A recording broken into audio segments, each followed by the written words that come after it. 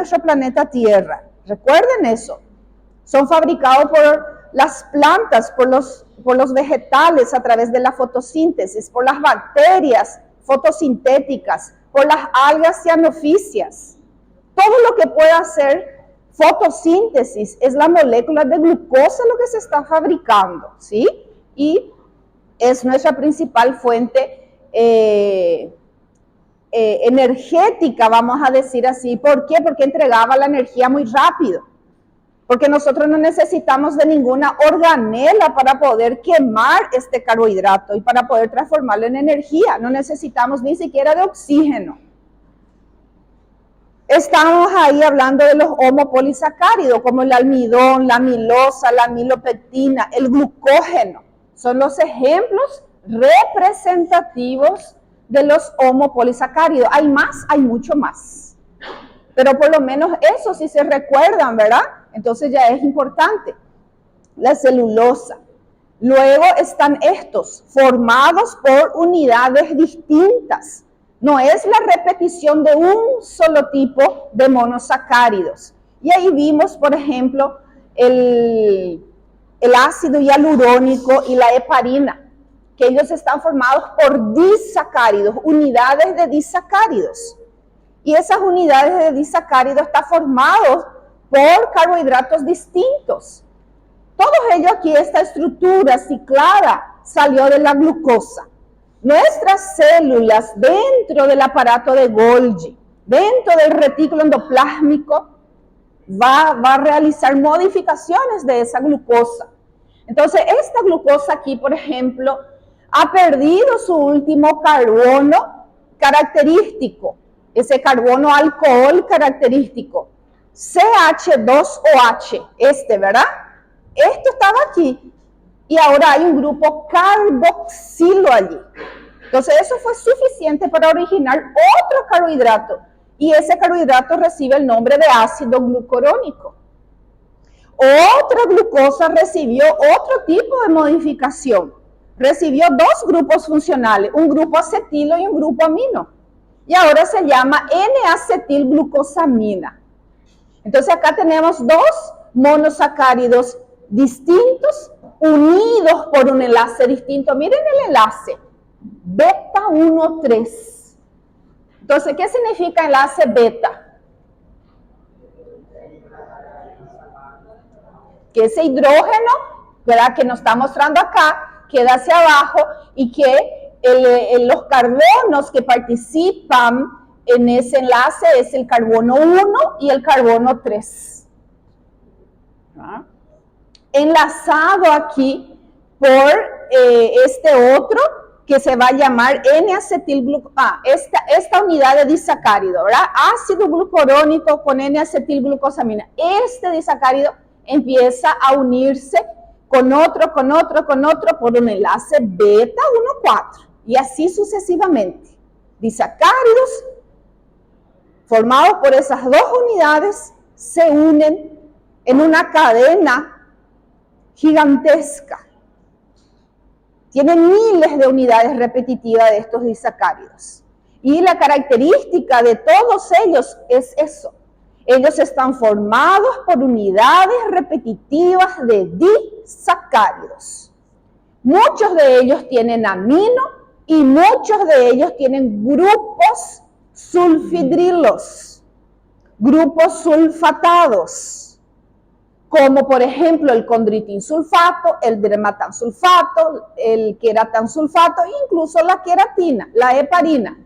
Acá estamos viendo la heparina, como ese ácido glucurónico recibió aquí en el carbono 2 un grupo sulfidrilo, ahora se llama ácido glucurónico sulfatado.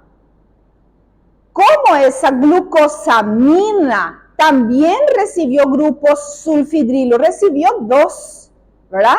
Ahora se llama glucosamina disulfatada. Este disacárido es la unidad repetitiva, miles de veces. Entonces, eso nomás lo que quiero que se acuerden. ¿Por qué era heteropolisacárido? Porque sus unidades repetitivas no son iguales. Y una de las características que tienen estos elementos, que ellos están formados por disacáridos que se unen de una forma gigantesca.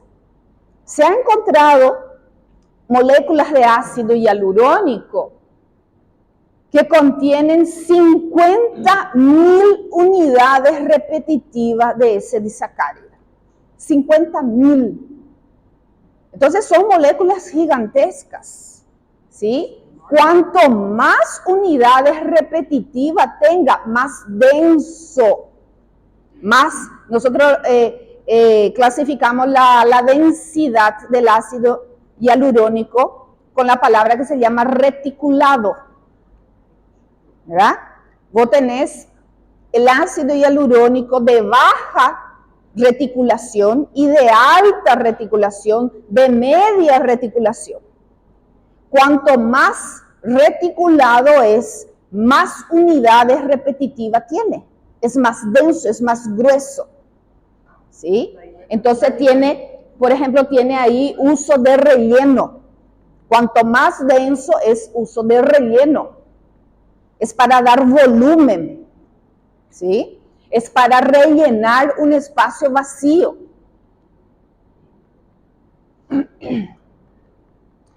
Y vimos que existe un metabolismo normal de estos glucosaminos, y cuando ese metabolismo, esa renovación normal está comprometida, puede ocasionar patologías. Y hay un grupo de patologías que se llama mucopolisaccharidosis, que los protagonistas de estas alteraciones son los glucosaminos glicanos. Puede existir entonces la alteración en el metabolismo de uno o de más de uno. Dependiendo de cuántos son o de cuáles son, nosotros vamos a tener estas alteraciones llamadas de mucopolisaccharidosis tipo 1, tipo 2, tipo 3. Hay 7 tipos. Ahí no están todos. Están los más frecuentes. Ellos son enfermedades raras, son enfermedades genéticas. Algunas de ellas creo que son 4, ¿verdad? Acá está el 1, el 2, el 4 y el 6. Por ejemplo, hoy en día tiene tratamiento. Tiene tratamiento farmacológico, enzimático. También vimos que el ácido hialurónico es muy empleado en ortopedia, en la medicina, ¿verdad?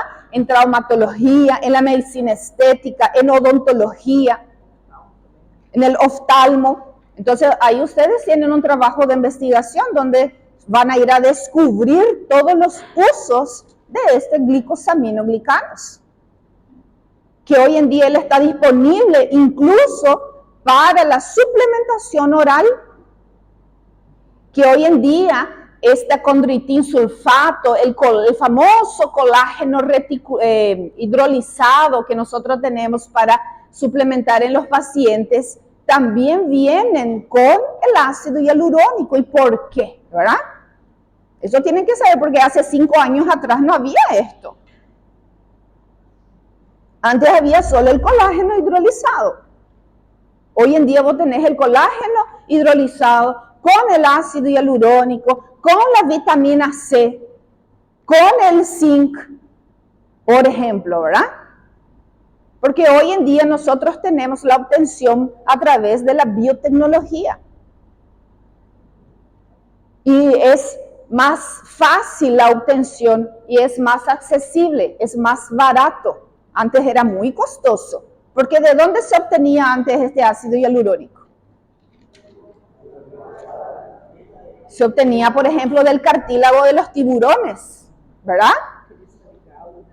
Fue una época así muy triste porque se iba en busca de los tiburones, ¿verdad? Se le mataba a los tiburones para poder conseguir sus aletas, para conseguir su cartílago justamente para este comercio.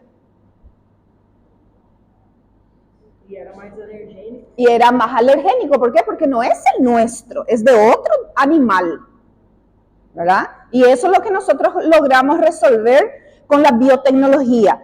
Producir algo nuestro, idéntico al humano, nuestro, en un ser vivo. En el caso de los hongos, las bacterias, ¿sí? Hay vacas modificadas genéticamente para que den factor de la coagulación en su leche.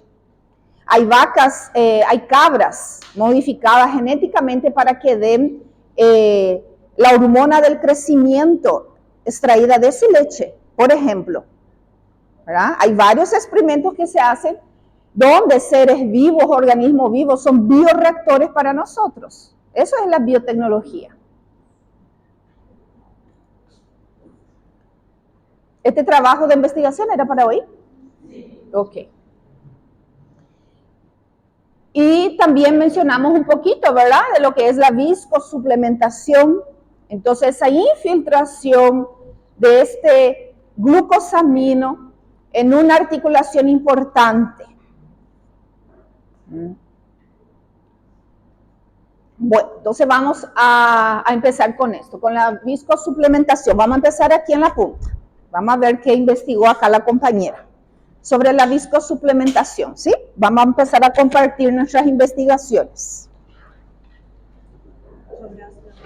Sí.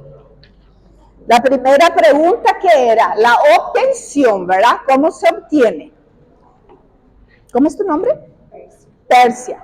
Entonces Persia nos va a contar acá cómo se obtiene el ácido hialurónico que hoy está disponible para nosotros así. Por ejemplo, de este laboratorio, ¿verdad?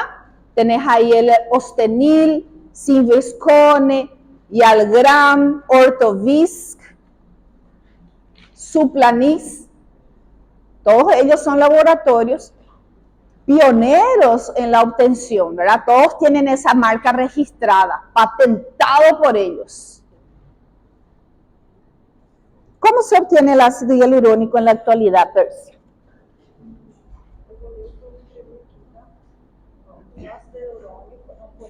Más fuerte para que los compañeros escuchen, ¿sí? Más fuerte.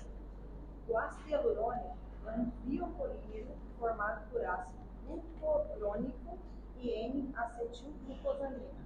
Forma parte da constituição do organismo e atua rellenando, recheando, ¿verdad? Nos espaços intracelulares.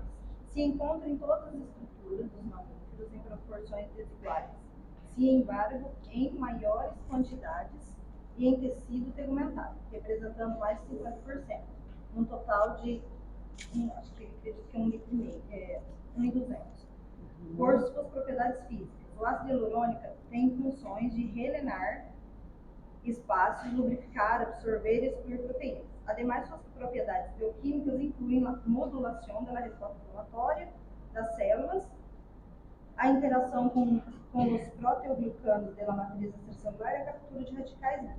Os estudos indicam que o ácido hialurônico, unido a proteínas e receptores específicos, joga papel importante em la embriogênese, la transdução de sinais, la motilidade celular está associada ao câncer. Por lo que o ácido hialurônico tem amplo uso em diversas áreas médicas, como a cosmetologia e a cirurgia oftalmológica.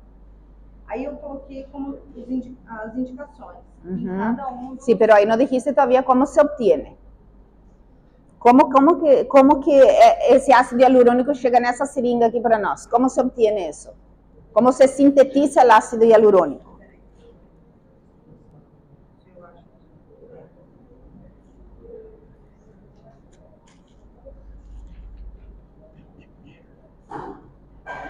Acá de esta fila, ¿quién encontró? Adelante. Se obtiene generalmente extraído las cristas de esgalho o en la fermentación de las bacterias Streptococcus. Es encontrado en casi todos los órganos y todo el tejido conjuntivo, como en la piel, líquido sinovial, cordón umbilical, humor, vidrio y cartilagem.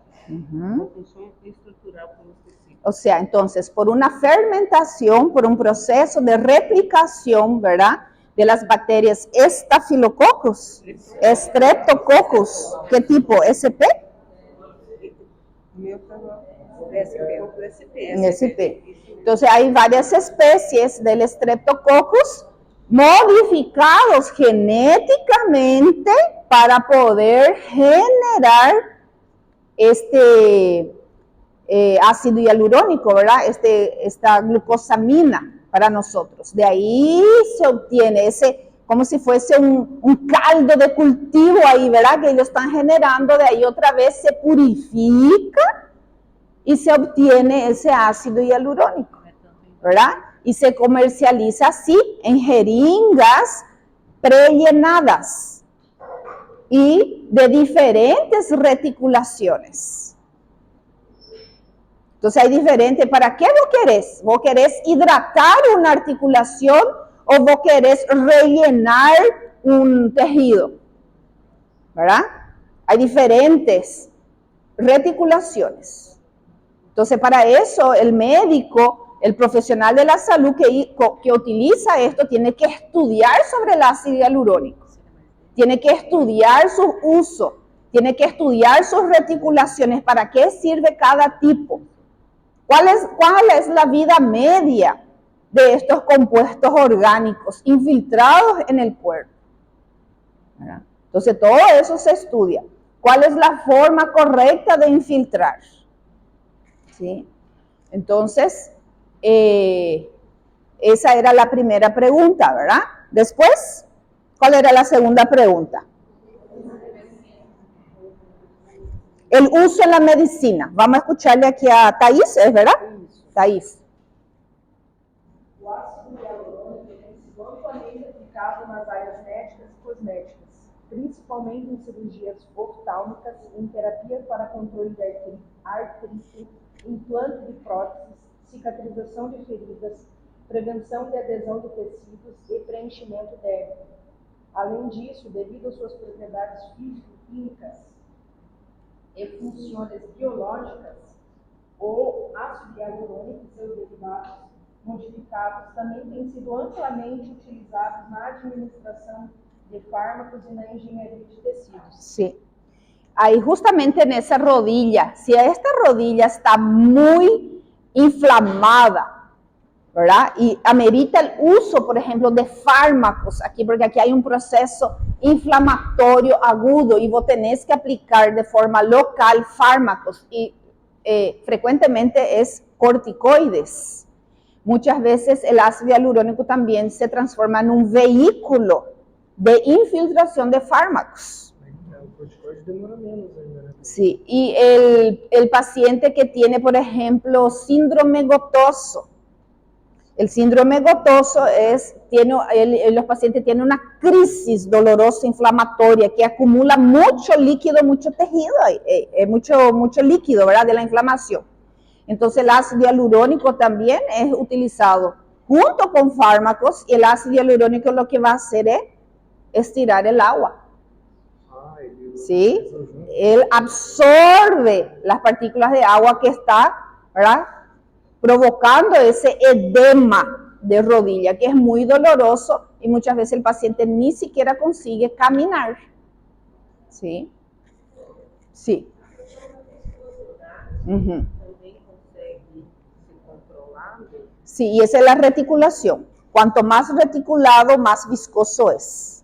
Cuanto más baja su reticulación, más fluido es. E essa reticulação é pelos aqueles fatores de crescimento? Sí, factores de crecimiento, la purificación que el laboratorio va a hacer, si le va a poner o no proteínas, si le va a agregar o no otros glucosaminoglicanos.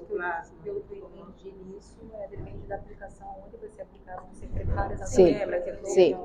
Até onde controlar essa questão. Ahí vos podés mezclar, ¿verdad?, ácido hialurónico con condroitin sulfato, por ejemplo. Vos estás tratando una articulación, vos querés tratar cartílago, ¿verdad? Entonces vos le das los componentes básicos de ese cartílago, le podés poner los nutrientes de este cartílago, factores de crecimiento, el condroitin sulfato, el queratan sulfato, se puede mezclar, ¿sí? Viene ampollas, todito aparte, donde vos mezclas en un frasco y entonces haces una mezcla y eso vas a infiltrar, por ejemplo, la articulación del paciente, ¿sí? Minerales, calcio, magnesio, zinc.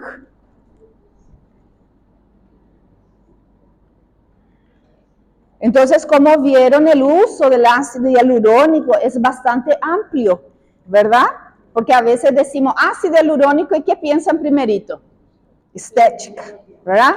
Piensan estética. La famosa armonización orofacial, relleno de labios, aumento de los glúteos, la rinomodelación, ¿verdad? La rinomodelación es un uso bastante frecuente e importante también del ácido hialurónico, porque imagínate una persona que de repente tiene un defecto, ¿verdad? Aquí en el huesito, no está contento con la estética de la nariz y vos con una simple aplicación local, sin anestesia, sin internación, cosa de 20, 30 minutitos, podés, ¿verdad? Mejorar ese aspecto que le molesta al paciente, ¿verdad? No es nada invasivo, ¿verdad? Entonces, es un uso importante, bastante frecuente y que vino realmente para revolucionar esa parte.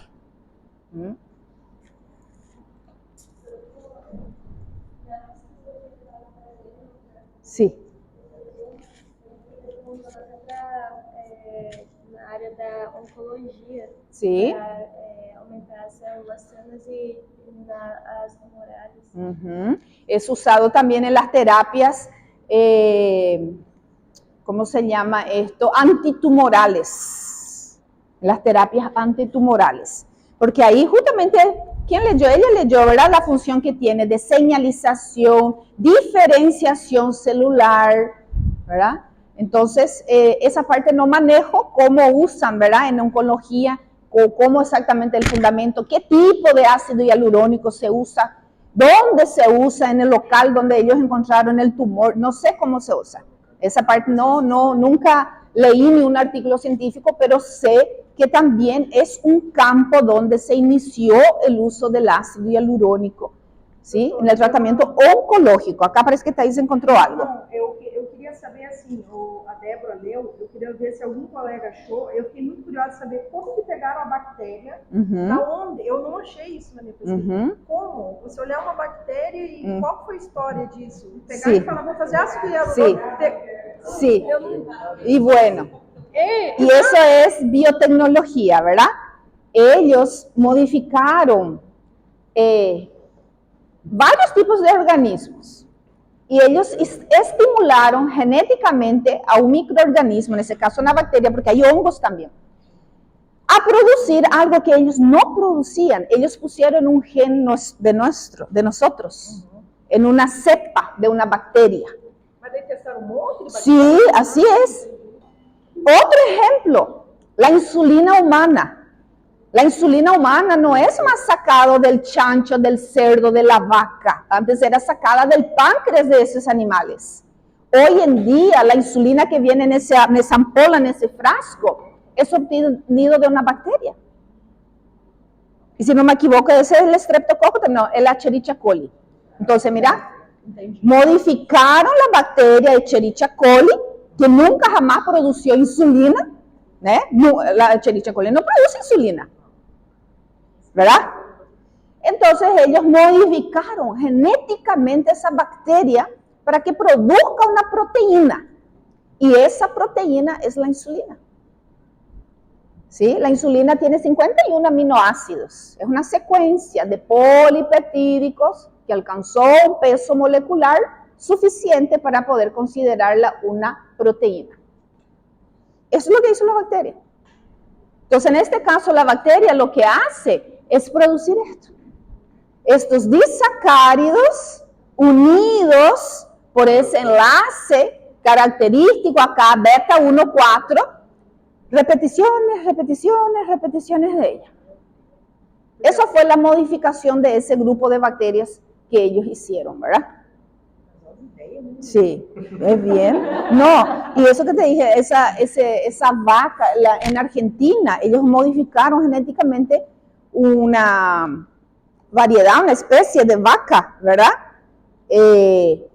Para que produzcan un factor de la coagulación para los pacientes que tienen hemofilia.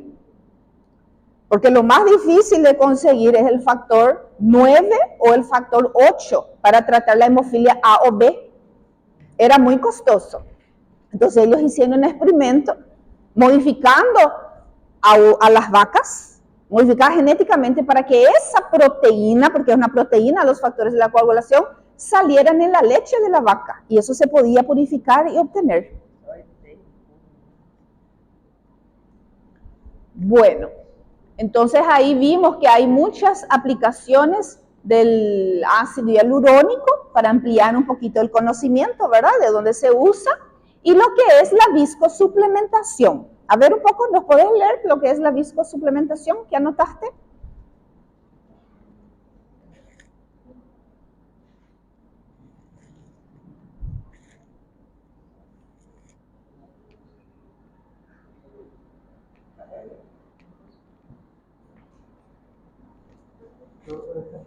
Pero voy a leer Sí.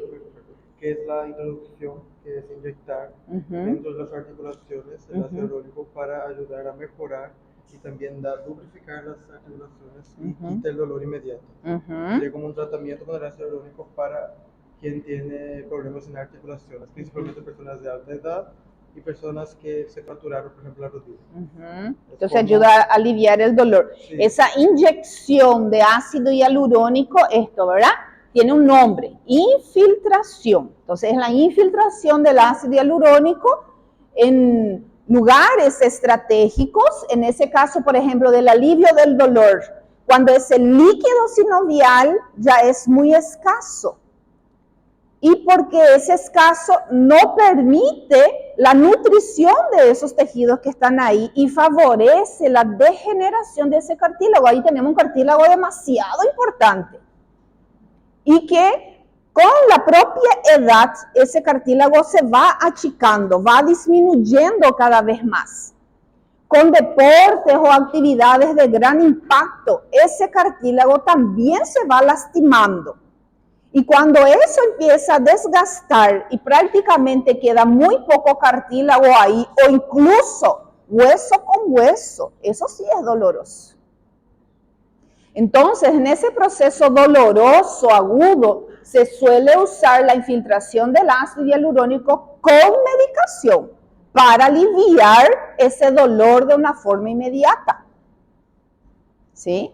Entonces, vamos ir restaurando la hidratación de esa articulación, vamos a ir restaurando la nutrición de esa articulación, e ir mejorando todo ese aspecto degenerativo. ¿Conseguimos regenerar algo aquí con el ácido hialurónico? No, no conseguimos regenerar. Conseguimos pausar y hacer más lento, reutilizar ese proceso degenerativo que se ha instaurado ahí. Y la clase pasada dijimos que lo que ayuda a restaurar, frenar realmente la regeneración y estimular la regeneración va a ser el tratamiento con las células madres. Eso sí, ¿por qué? Porque las células madres son capaces de diferenciarse. ¿Y en qué se va a diferenciar? En el cartílago que aquí está poco, que en el cartílago que aquí está comprometido. Entonces, ese tratamiento de medicina regenerativa con las células madre, con las células tronco, sacadas del propio paciente, infiltradas allí, eso sí va a frenar la degeneración y además va a estimular la regeneración, ¿verdad? La regeneración, então, sempre célula-tronco. Mesmo que você associe o ácido hialurónico com Se puede asociar. Vos primero podés hacer un ácido hialurónico con algún tipo de medicamento para aliviar el dolor inmediato. E luego vou preparar el paciente. Não é que eu le Thaís, você está com um problema aqui no joelho. Vamos fazer células-tronco. Vai lá, deita na camilha, tira tuas células-tronco e coloca aí. Hay un preparo del paciente. De 30 días, 60 días, 90 días, dependiendo para qué yo quiero esa célula-tronco. No es que yo voy a venir sacar nomás su célula-tronco. Yo tengo que ver aqui, Thaís, está inflamada? Imagina botar célula-tronco num lugar inflamado. Coitada dessa célula-tronco. Ella não vai saber o que ella vai hacer. Si hay células atípicas aquí, ella es capaz hasta de diferenciarse en célula típica. Y donde no había todavía un tumor, yo estoy estimulando acá que haya un tumor, haya un cáncer acá. Entonces hay todo un preparo. ¿Y qué hago con mi paciente durante ese preparo? ¿Dejo ele con dor? ¿No? ¿Dejo ele con inflamación? Ahí, por ejemplo, ya puedo usar un ácido hialurónico, ya puedo hacer un plasma rico en plaquetas. Perdón, plasma rico en plaquetas de 7 días de preparación. Yo voy a preparar el terreno biológico. Ella está desnutrida, ella está anémica. Tengo todo el tiempo para poder restablecer eso. No voy a poner células tronco en un paciente anémico. No voy a sacar su médula ósea roja, hematopoyética, su stem cell, porque se saca de la médula ósea eso. Entonces, o de otra parte, donde se saca las células tronco del tejido adiposo periumbilical. Si ella es una paciente que tiene la resistencia a la acción de la insulina, está reinflamada, es hipertensa, toma 2, 3 medicamentos diferentes, entonces yo tengo que preparar ese terreno biológico para tener células madres óptimas para que yo pueda usar una finalidad que yo quiero. ¿Y qué hago mientras eso? Entonces, mientras eso, puedo asociar un ácido hialurónico con algún tipo de nutrientes, incluso fármacos.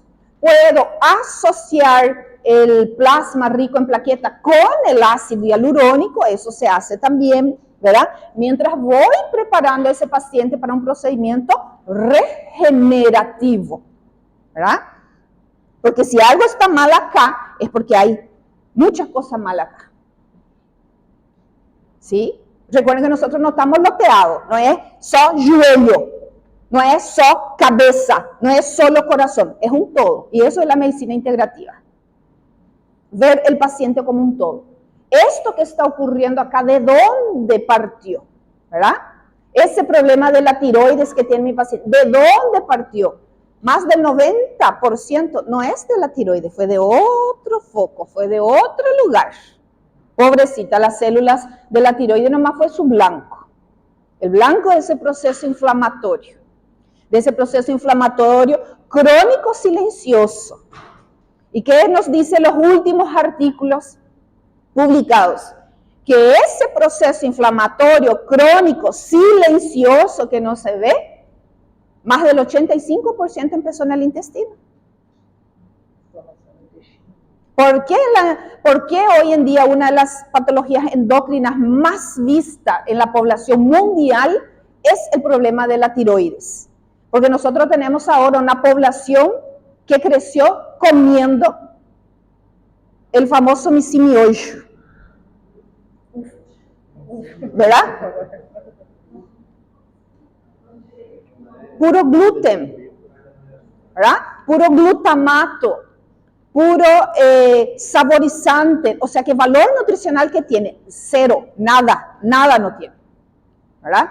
Entonces, esa población que creció comiendo ese tipo de alimento, ahora nosotros vemos las consecuencias 30, 35, 40 años después, todo con hipotiroidismo y la mayoría Hashimoto, que eso es autoinmune. ¿Y de dónde vino esos anticuerpos? Del intestino. Del pobre intestino que recibió toda esa basura por todos esos años. ¿Verdad? Eu vou perguntar, ácido hialurônico tem contraindicação, efeito colateral usando ele dessa forma? Sí, claro que tiene, ¿verdad? Todo procedimiento puede tener efecto colateral, puede tener contraindicaciones, principalmente cuando no es bien empleado. Por ejemplo, lo que más se nota, ¿verdad? En la medicina estética, necrosar tejido. Imagínate que yo aplico acá y en vez de aplicar dentro de esa cápsula articular para que me bañe toda esa articulación, yo aplico en un vaso sanguíneo. ¿Qué va a pasar ahí? Oclusión del vaso sanguíneo. Y recuerdan cuando vos tocas ese endotelio vascular, ¿qué pasaba?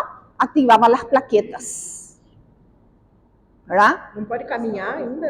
Fazer erro? Claro, se puede mover.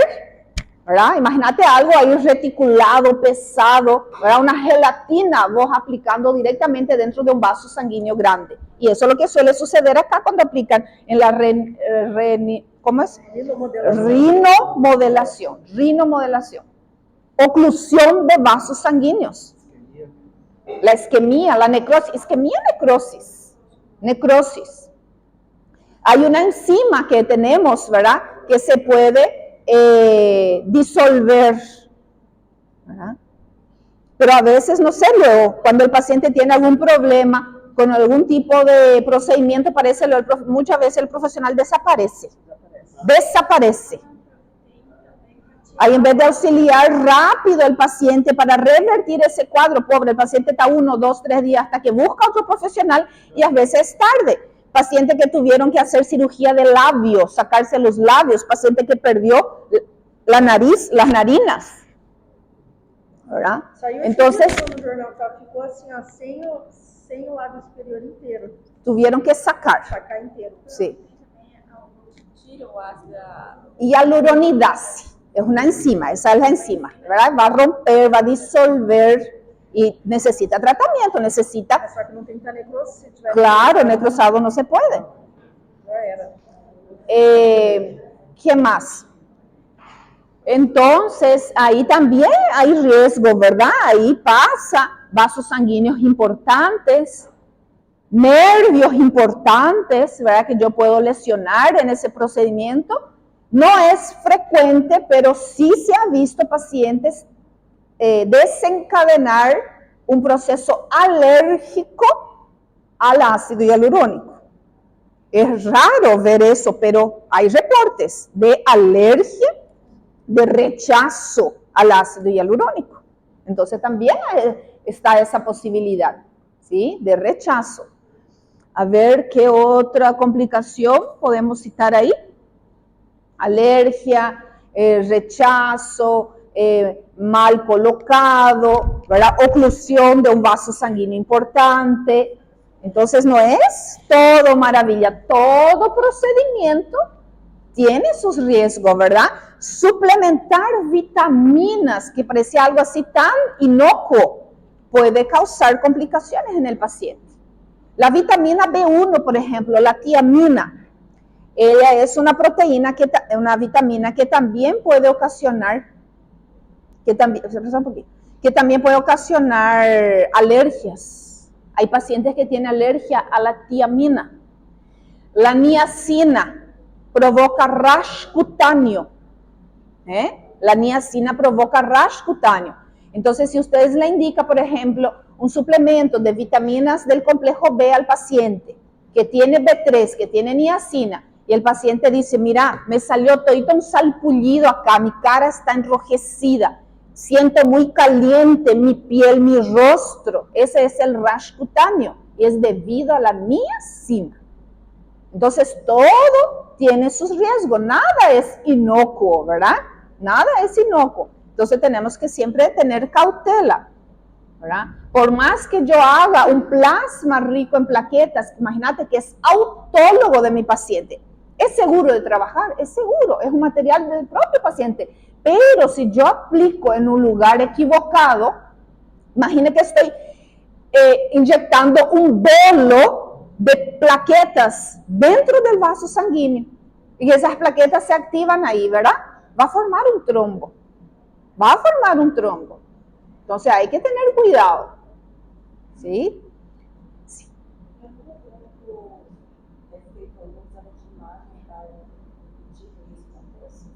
Sí, se puede pedir. Si el paciente no muestra mejora, no hay mejora del cuadro clínico, el paciente no muestra mejora en el dolor, en la actividad física, en la fortaleza de ese cartílago, de esa articulación, entonces se pide otra vez una resonancia magnética. ¿Sí? Ajá, sí. Ajá, sí, ahí sí podés tener, ¿verdad? Podés tener ahí un equipo de imagen como si fuese una especie de ecografía, donde vos, un ultrasonido, ¿verdad? Vos tenés un ultrasonido, estás haciendo y te está direccionando cómo aplicar. ¿verdad? Ese sería un método más seguro, porque no te estás yendo a ciega. Porque cuando no tenés el equipo de ultrasonido es anatomía pura, vos tenés que conocer anatomía, cuáles son las estructuras que pasan ahí, dónde son las puertas de entrada, dónde son las ventanitas que podés ingresar.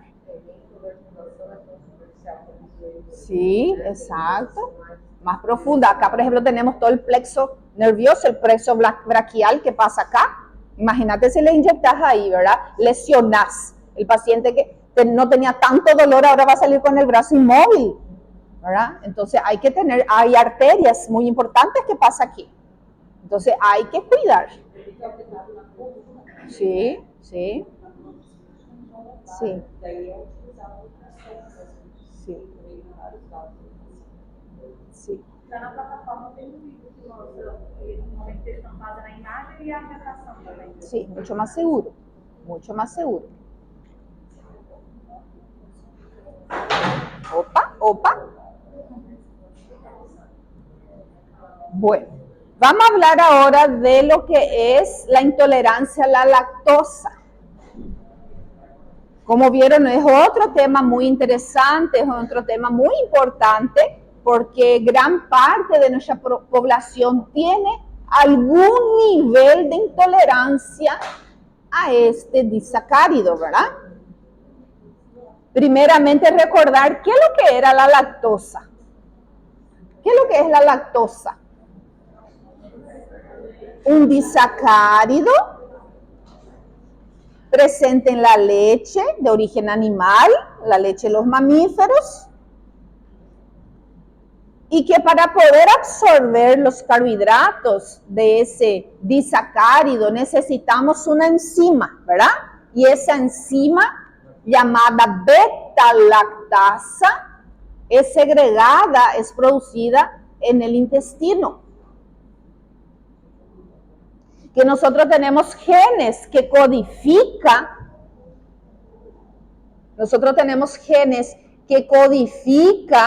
la producción de esta proteína que tiene función enzimática. Y que se ha visto también que nuestro intestino va perdiendo la capacidad progresivamente de producir esta enzima. Y eso tiene un término. ¿Cómo se llama? Cuando el intestino va perdiendo la capacidad de producir la beta-lactasa. Hipolactasemia. Hipolactasemia. Eso está demostrado que fisiológicamente es normal.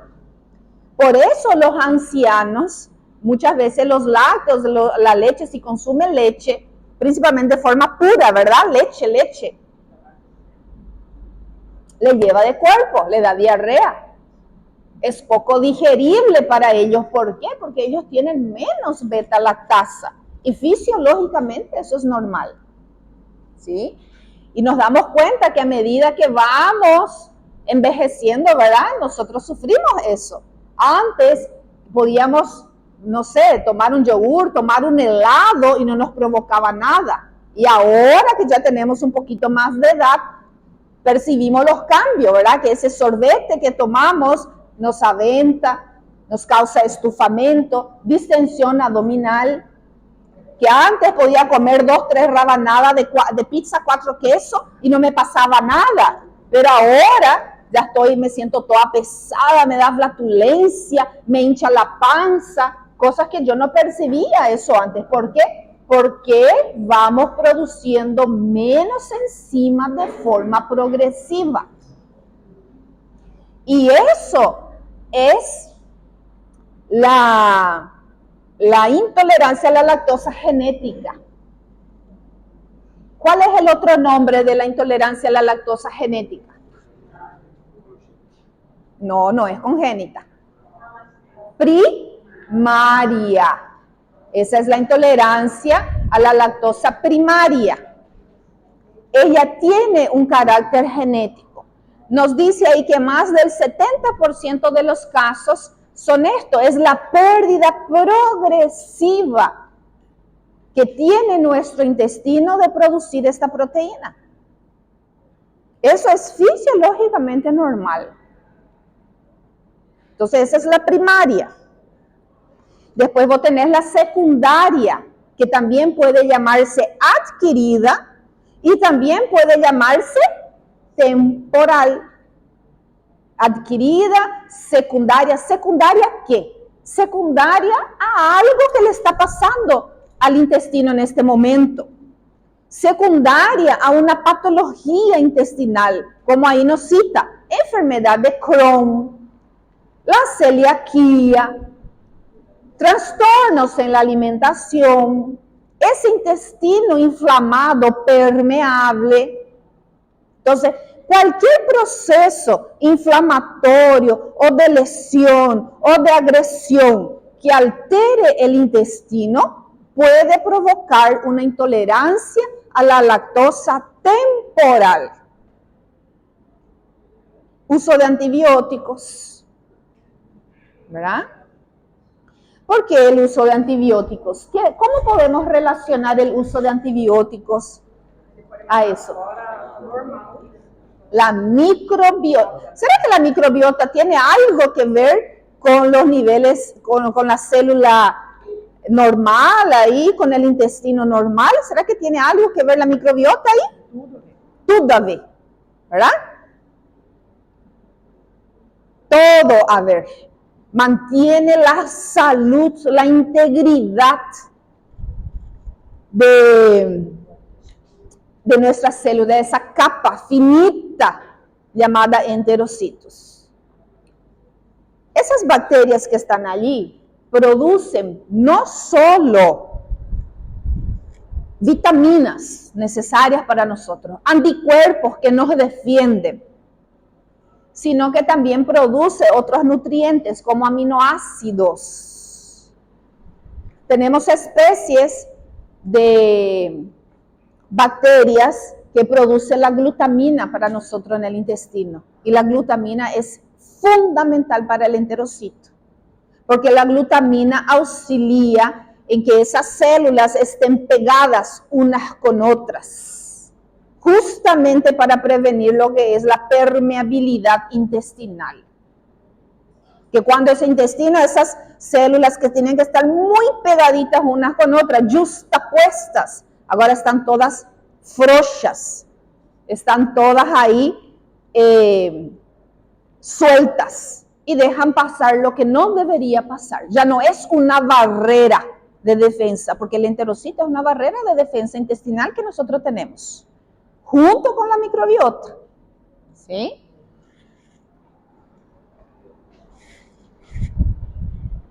Entonces ahora vamos a empezar de allá. ¿Cómo se llama la primera luna? Romina. Dominica. Vamos a empezar ahí. ¿Qué es la intolerancia? ¿Qué vos investigaste?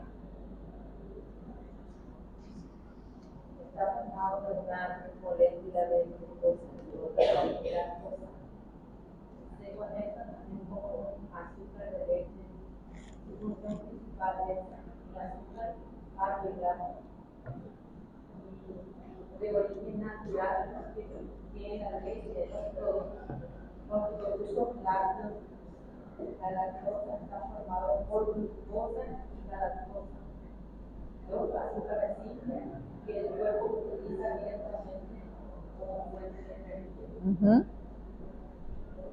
El consumo de leche entera, baja en grasa y descremada puede estar asociado a un incremento en el acné, mientras que los derivados de yogur y queso no han demostrado interrelación. ¿Qué es la intolerancia a la lactosa?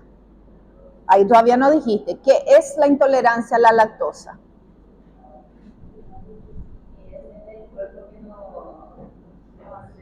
Sí, pero con los términos correctos. ¿Qué investigaste ahí?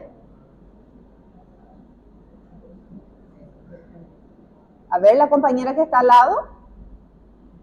¿Qué es la intolerancia a la lactosa?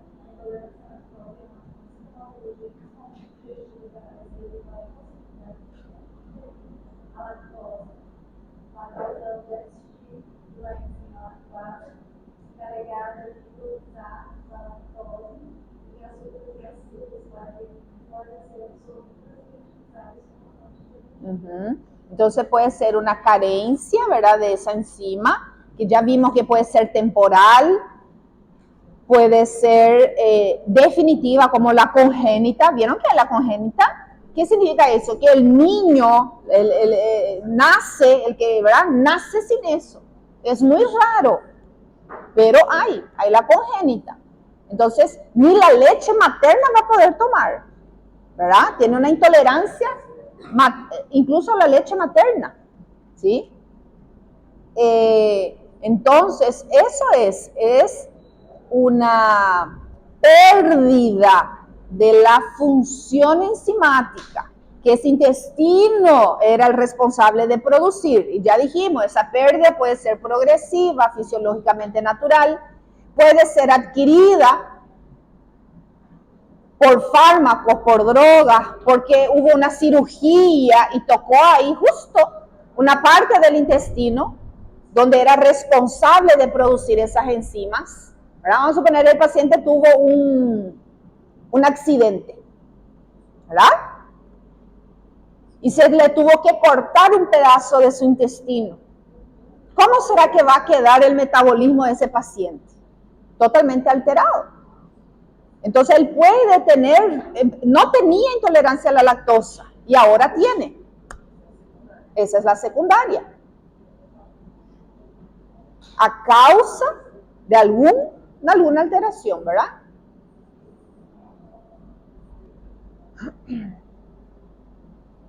¿Cuáles son los síntomas?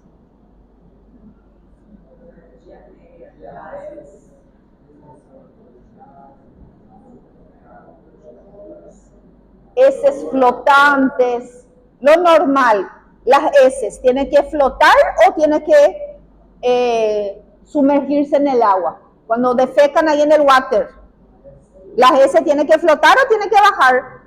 Tiene que bajar. Unas heces que flotan, no hay buena digestión. ¿Sí?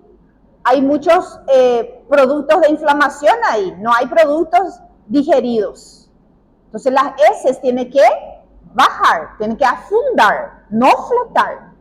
Y justamente esto causa heces flotantes con olor fétido por la fermentación bacteriana que va a hacer de estos glúcidos. Como nosotros no vamos a poder digerir y absorber, va a sobrar mucho carbohidrato y las bacterias van a empezar a fermentar. ¿Y qué es el producto de esa fermentación? Gases. Gas butano, metano, hidrógeno. Y eso provoca la distensión abdominal que provoca mucho dolor. A veces provoca tanto dolor que el paciente se va a la urgencia por esa distensión abdominal. Comprime todo, ¿verdad? Náuseas, estreñimiento, defecación con ardor. Porque ahora esas heces se van a tornar muy ácidas. Porque un producto de la fermentación de estas bacterias va a ser el ácido láctico.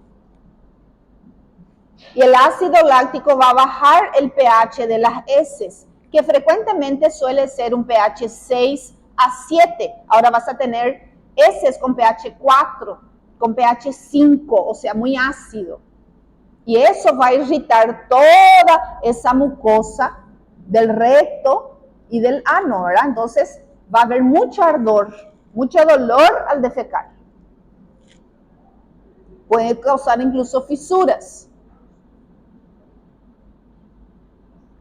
¿Cuáles podrían ser las complicaciones de un paciente con intolerancia a la lactosa? Podría haber complicación aquí. Un paciente puede tener un tipo de complicación, deshidratación, desnutrición, como no está absorbiendo los nutrientes, entonces ¿qué va a padecer? Desnutrición. Imagínate un niño Demasiado le sopla directo, don Pedro. ¿Qué tal? Buen día. Vino aviación, proyecto aquí en Bogotá, no tenemos ningún proyecto de aviación. Yo me dije, vino, ya está hablando de la primera sala clase. Vino otro doctor y se fue a otro proyecto, entonces no tenemos ninguna sala. Ni uno no se instaló ahí. No. Pero Eso había luego, don Pedro. Sí, había todito. Y ese con Augusto, informática. ¿En dónde se va a conectar? Cierto. Porque anteriormente estaba en donde está la otra, ¿viste la primera, la segunda Sí. sala era que está toda? Sí. Que ver dónde se va a instalar, que no. Sí, que nos diga acá y después había sido, era en la sí, otra ese sala. sí. Y con el doctor Arnela tenemos que ver. Le voy a pedir a la doctora Lidy, que está muy en contacto con el doctor Arnela, para que vea dónde mismo se va a instalar. Sí, porque por eso se contraria, porque si yo sí tengo ese proyecto. Primera sala ya está habilitada. Sí. Otra Le voy a mandar un mensajito a la doctora Lidy entonces. Y ahora yo hablé con Billy y va a hablar con la sillas nuevas también. Sí, sillas nuevas, le dije también yo. Porque no queremos más tocar sillas en la sala, que fijo talento. Sí, Y esa 20 sillas está viendo todo. está bien, así dijeron, que 20 sillas necesitan. Voy a preguntarle un poco a Augusto y a la doctora Lidy primero. Porque todas las salas tenían. Ok, gracias. Bueno, gracias, don Pedro, muchísimas gracias. Me voy a cualquier cosa me entiendo. Hola, doctora, ¿cómo estás? Doctora, el tema de los proyectores en los laboratorios de simulación, eso es lo que quedó pendiente. Y lo que quiero saber es en qué sala se va a hacer se va a instalar el retroproyector, si en la primera sala o en la segunda sala. Esa información lo que tenemos que tener con certeza para poder solicitar al equipo informático que venga a instalar todos los proyectores. Si podés hablar un poquito con el doctor Arnela para saber bien esa cuestión y me avisas, ¿sí? Para estar gestionando eso. Gracias.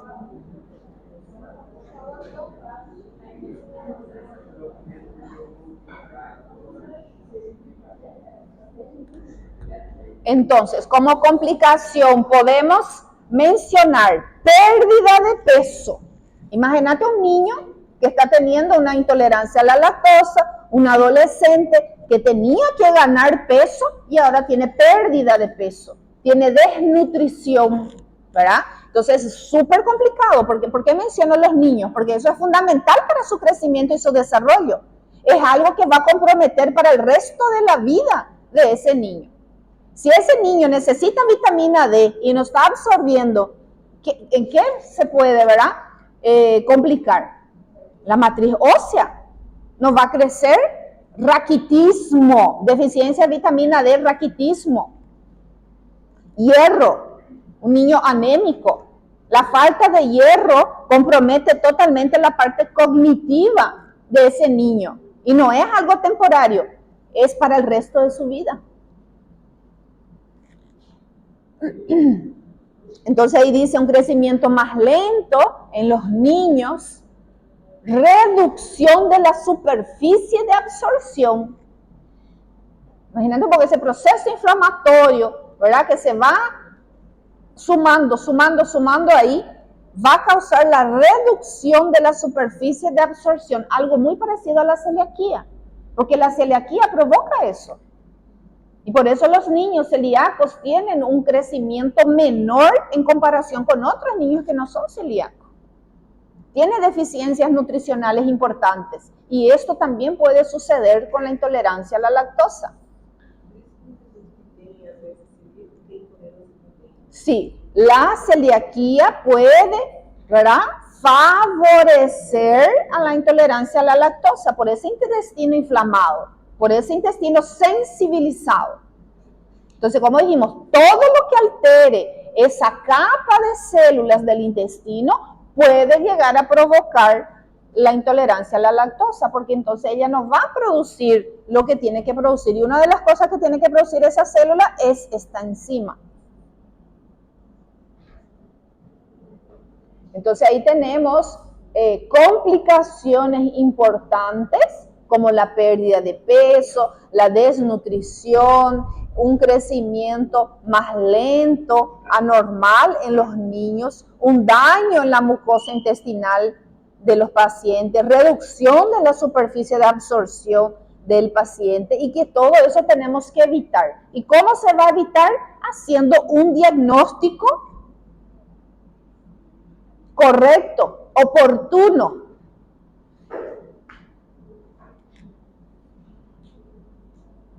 Y ahí hay una serie de exámenes que los médicos pueden aplicar para poder encontrar esa intolerancia a la lactosa. Algunos son más comunes que otros ya son obsoletos.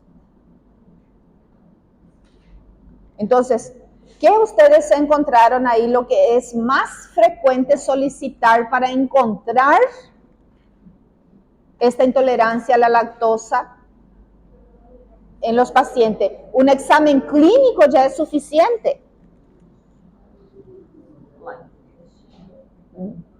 Sí.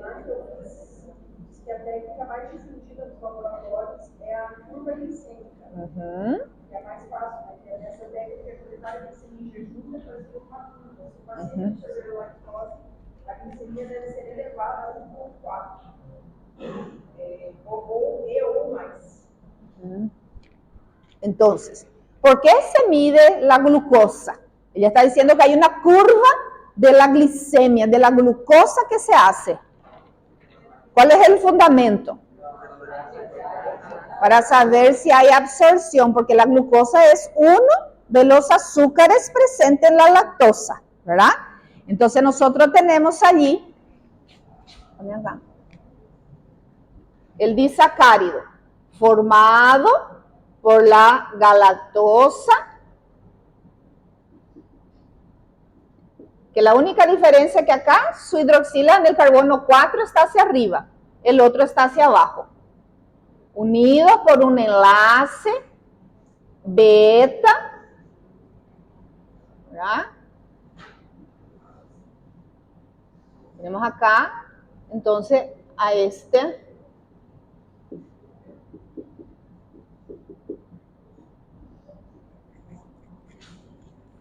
La beta-lactasa, producida por estas células aquí, intestinales, del borde de cepillo, ¿cierto?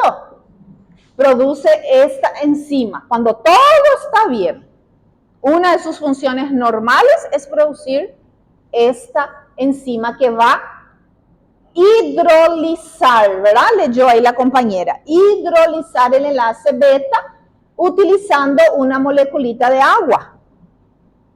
Entonces va a restablecer nuevamente las hidroxilas que aquí estaban.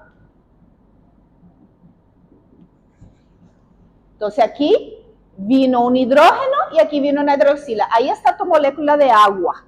Es eso lo que encima se va y pone una moleculita de agua, restablece los enlaces normales de este monosacárido. Ellos, en forma de monosacáridos, entonces, ahora pueden ingresar, pueden ser absorbidos, tanto la glucosa como la galactosa. Entonces, si estoy absorbiendo glucosa, se supone que va a haber un aumento de esa glucosa en el torrente sanguíneo. Y es eso lo que voy a medir en el laboratorio, dando al paciente una sobrecarga de lactosa. ¿Cuánto es lo que el paciente toma de lactosa? No, 50. Entonces la prueba consiste en que el paciente va a ingerir en ayunas, ahí Thais recién dijo eso, 50 no es miligramos, no, gramos es, 50 gramos de lactosa, ese paciente adulto, niño, y eso se va a hacer un cálculo de acuerdo a su peso, ¿sí? Puede ser 20, 25, 30, 35, si es niño. Si es un adulto, se va a usar 50 gramos de lactosa. Eso ya viene preparado.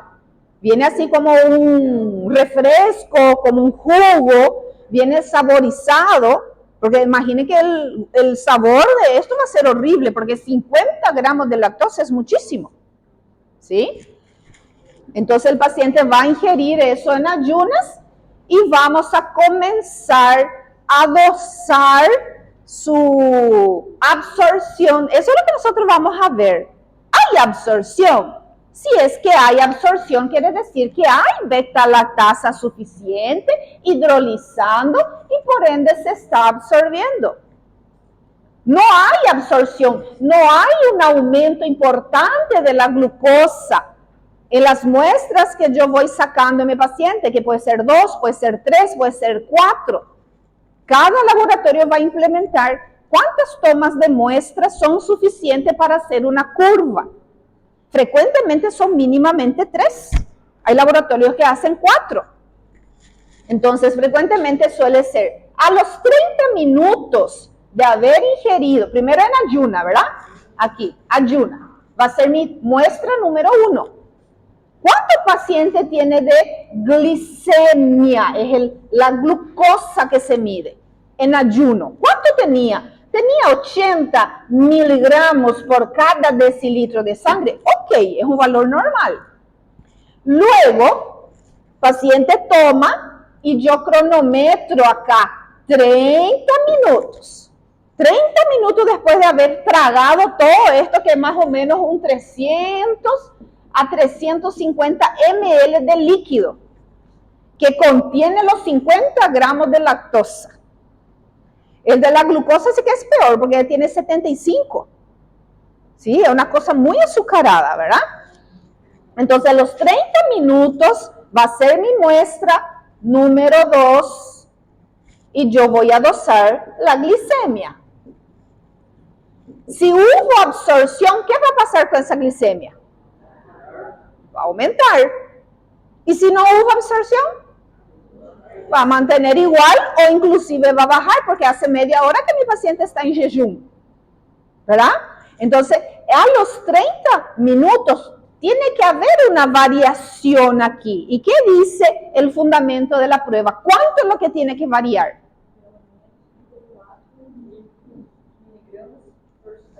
¿Cuánto? Mucho ya es 34. ¿Quién encontró diferente? 1.4. Milimol, litro. ¿Otro? ¿Cuánto tiene que variar ese valor de la glicemia? 20. Entonces, yo tengo que encontrar aquí un aumento de esa absorción mayor o igual a 20 miligramos por decilitro. ¿Qué quiere decir eso? Que si mi paciente en ayuna tenía 80, ahora tiene que tener por lo menos 100. 110, 120, mínimamente es 20. No hay un aumento progresivo en la segunda muestra, en la tercera muestra que yo voy a tomar entre 60 minutos, una hora. Una hora después de haber tomado, es la muestra 3. Yo tengo que tener ese aumento de por lo menos 20 miligramos decilitro. Comparado siempre con el del ayuno. Acá yo tengo que encontrar por lo menos 100. Acá puede ser que no hubo tanto, pero hubo una absorción. Pero hubo muy poquito. Vamos a poner esto. Está absorbiendo, pero poco. Entonces, de repente puede ser que haya poco producción de beta-lactasa. Vamos a ver en la segunda muestra. Ahí encontré acá, ¿sabes qué? 140. Demoró un poquillo, pero aumentó y hubo absorción. Ese demoró un poquillo, entonces vamos a investigar inflamación en el intestino. Vamos a investigar microbiota. Vamos a investigar alimentación del paciente. Vamos a investigar hidratación del paciente. Puede haber algo ahí que está dificultando. No tiene intolerancia a la lactosa, pero algo está interviniendo acá. Y si eso persiste, prosigue, puede tener una intolerancia a la lactosa. ¿Sí? Entonces, mínimamente son estos 3 y hay laboratorios que sacan una cuarta muestra que sería que otra vez a los 30 minutos, sería entonces 90. Y yo siempre tengo que tener esto, un aumento de por lo menos 20 miligramos por decilitro comparado con la primera muestra. Lo ideal, lo normal va a ser así. Aquí salió 80, aquí salió 100, aquí salió 120. Ese aumento progresivo, donde yo estoy viendo que ese intestino realmente está trabajando y realmente está absorbiendo. Ese sería lo ideal, eso sería lo óptimo. Pero le digo que no, más del 70% de los pacientes no tiene ese tipo de absorción. ¿Por qué? Porque tiene algún problema intestinal. Entonces ahí tenemos que ir a investigar microbiota, alimentación, hidratación, gastritis. Hay pacientes que realmente es impresionante cómo usan los antibióticos y usan los antiinflamatorios. Cualquier cosa. Ay, amanecí con dolor de cabeza. ¡Tac! Ibuprofeno. Ay, me duele esto, me duele aquel.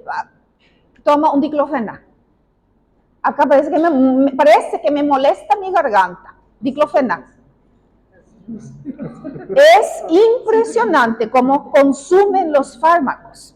Piensa que es caramelo, baliña. Sí. Entonces, esas acciones perjudican realmente la digestión y la absorción de todo. Acá estamos viendo un ejemplo de un azúcar en la leche, ¿verdad?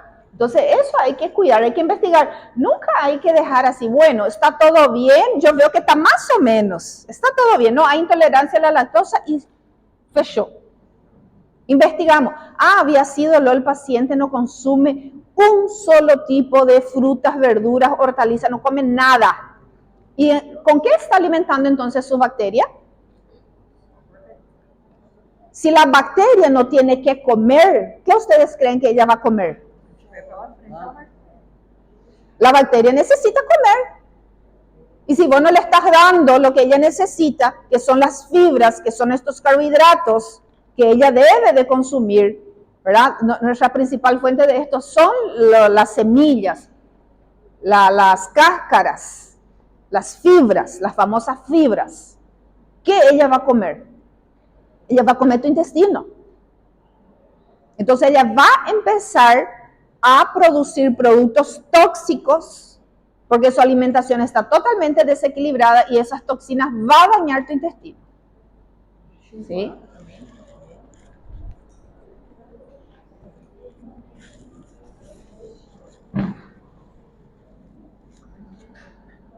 Entonces, una de las pruebas que más se utiliza es el test de sobrecarga de lactosa para medir la tolerancia oral a la lactosa.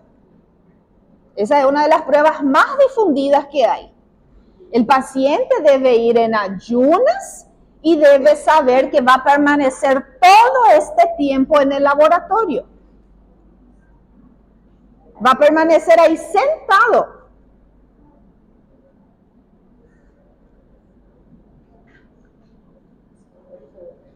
Otra prueba que se utiliza bastante es esta prueba de aliento o test expiratorio, donde el propio médico puede hacer esto en su consultorio. Entonces consume lácteos o consume la glucosa y el médico va también ahí de 30 a 30 minutos midiendo en un equipo como si fuese un bafómetro, como si fuese un alcotés, un espirómetro, ¿verdad?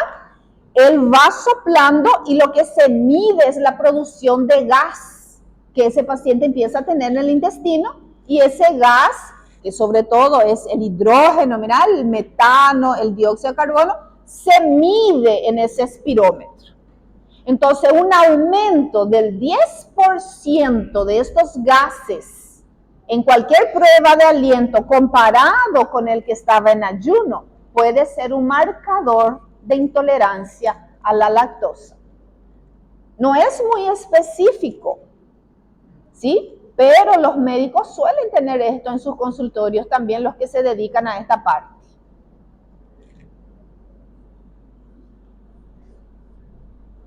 Inclusive se puede pedir este test de tolerancia a la lactosa junto con la prueba de aliento si es que el laboratorio tiene.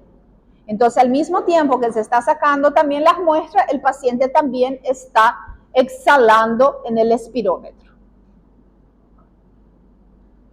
¿Cuál es la tercera prueba más utilizada? El test genético. El test genético donde vamos a buscar un cambio, un polimorfismo, algo alterado en ese gen. Entonces se puede alterar algunos pares de base y el paciente simplemente tiene dificultad para expresar, para fabricar esa proteína. Aquí hay que tener cuidado en la interpretación porque aquí lo que nos puede mostrar es que el paciente tiene una predisposición genética a tener la intolerancia a la lactosa. Entonces, un paciente que no tiene puede salir positivo al test genético.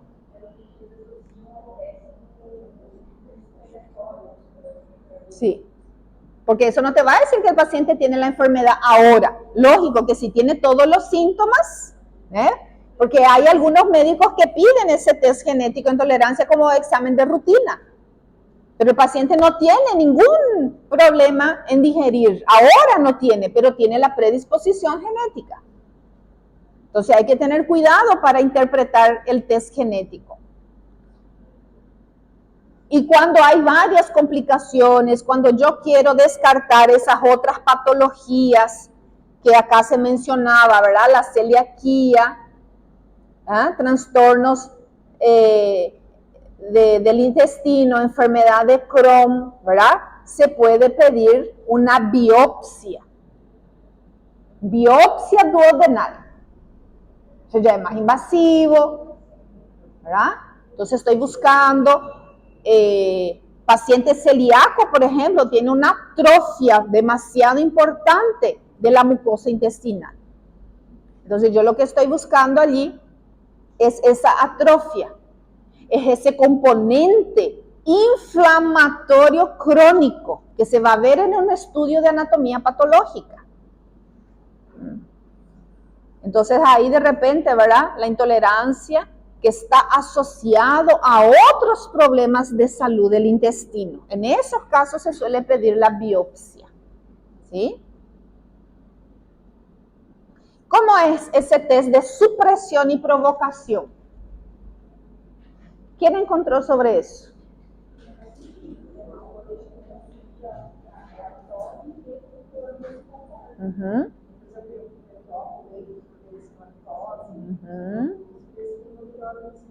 Sí.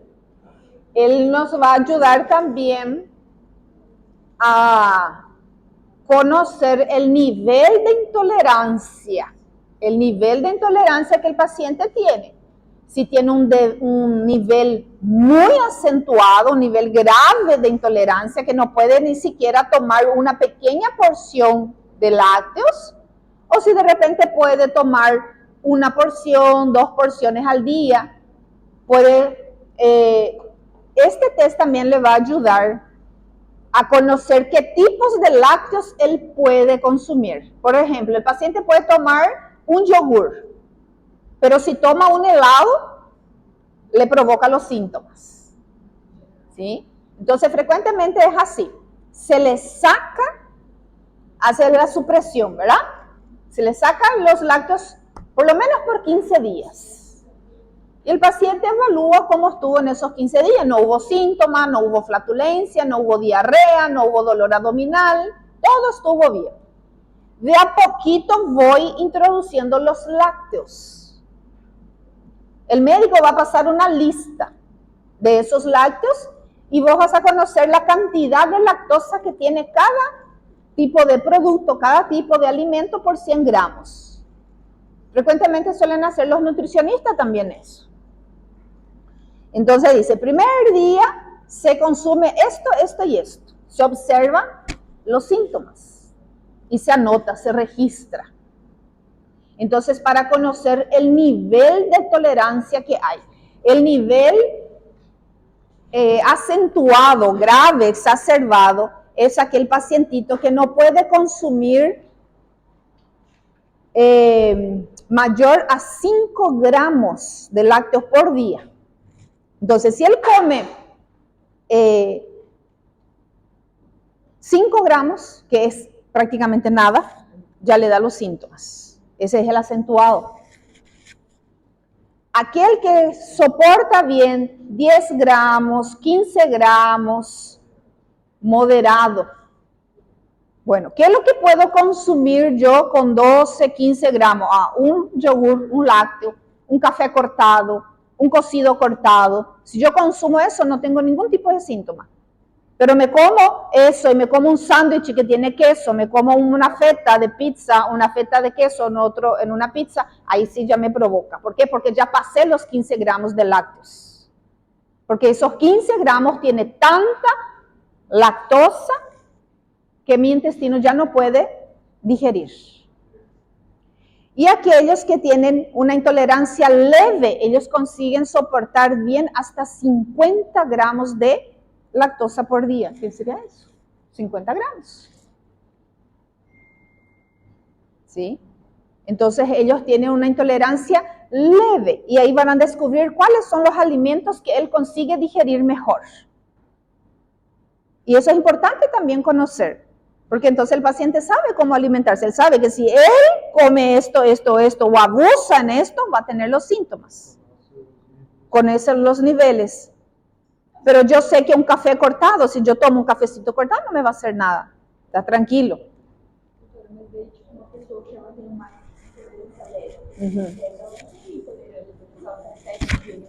No, si es intolerante. Leve, moderada o severa, es intolerante.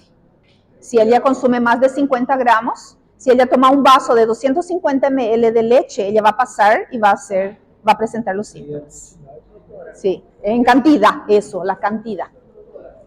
Sí. Eu percebi que eu peguei da Associação Brasileira Médica, que é o teste de tolerância. Mas o que eu mais vi quando eu trabalhei é só esse aí, teste de supressão, é o único que eu vi fazer. Eles não faziam os outros, tanto é que foi claro, eu já sabia que existia. Também. Mas resumindo, pelo custo é isso. Testa, ver se dá bom ou não dá bom. Então esse ali que diz que é o mais comum, mas o mais comum é... Y eso podemos aplicar en pacientes disciplinados, porque si el paciente no es disciplinado, no hace bien, es mentiroso, no da para confiar. Que tiene, ¿verdad? Sí. ¿Alguien tiene intolerancia a la lactosa acá? Vamos a levantar la mano a ver cuántos son. 1, 2, 3, 4, 5, 6, 7. Y de los 7 que están acá, ¿qué pruebas que están allí de diagnóstico realizaron? Acá vamos a ver primero el test oral a la lactosa. Acá, el test sanguíneo, ese test oral a la lactosa. Otro, allá, tiene diagnóstico, hizo prueba, sabes nomás que sos intolerante. Otro, acá, hizo alguna prueba, tiene diagnóstico confirmado, solo síntomas, entonces trata de cuidarse, ¿verdad? Y eso es importante, investigar el intestino. ¿Por qué? ¿Por qué hay esa intolerancia? ¿Es una disminución realmente progresiva de esa beta-lactasa o hay otra cosa más que está interfiriendo allí? ¿Verdad? Recuerden que hoy nosotros sabemos que nuestro intestino es nuestro segundo cerebro, productor de neurotransmisores para nosotros. ¿Sí? Modula, ¿verdad?, la acción del cerebro, intestino. Sí. Sí, es totalmente otra cosa, ¿verdad? Alergia, rash cutáneo, no, es totalmente otra cosa. Vos no podés confundir una alergia a las proteínas de la leche con una intolerancia a la lactosa. Es totalmente distinto. Frecuentemente vamos a encontrar en la infancia. En la infancia, en niños pequeños, ¿sí?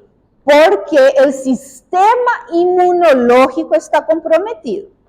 Es muy difícil encontrar alergia a las proteínas de la leche en la vida adulta. Hay, pero frecuentemente va a ser en la niñez. Es totalmente otro. Tenés rash cutáneo, tenés cierre de epiglotis, ¿sí? Puedes tener ahí un shock anafilático. Es totalmente distinto, ¿sí? Entonces, ¿qué vamos a pedir? Vamos a pedir una prueba sanguínea donde se va a dosar anticuerpos a las principales proteínas de la leche. Lactoalbúmina, después tenemos la caseína, y hay otra proteína, básicamente son 3. ¿Qué vas a pedir? Anticuerpos, así como pedís en una prueba alérgica. Anticuerpos contra pelo de perro, ¿verdad? Pelo de gato. Anticuerpos contra polvo. Anticuerpos contra ácaro, que son frecuentemente los que un paciente tiene alergia, ¿verdad? Anticuerpos contra las proteínas del huevo. Anticuerpos contra la proteína de la clara de huevo, de la yema de huevo. Entonces también tenemos anticuerpos contra las proteínas de la leche. Entonces son alergia a las proteínas. No tiene nada a ver con carbohidratos. No tiene nada que ver con enzimas. Es anticuerpo, es sistema inmune. Los síntomas son totalmente distintos. Entonces vos tenés rinorrea, tenés rash cutáneo, cierre de la epiglotis, shock anafilático. Entonces es bien diferente, ¿sí?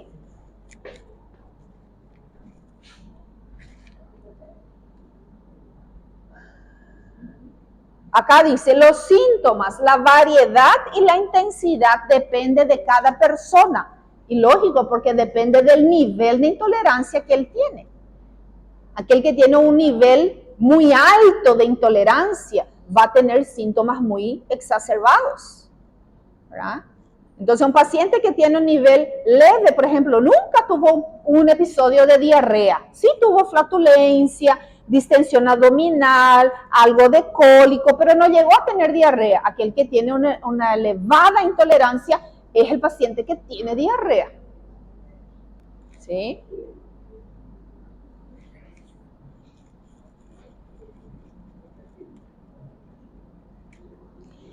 Esa prueba de acidez fecal, pH Benedict, aquí.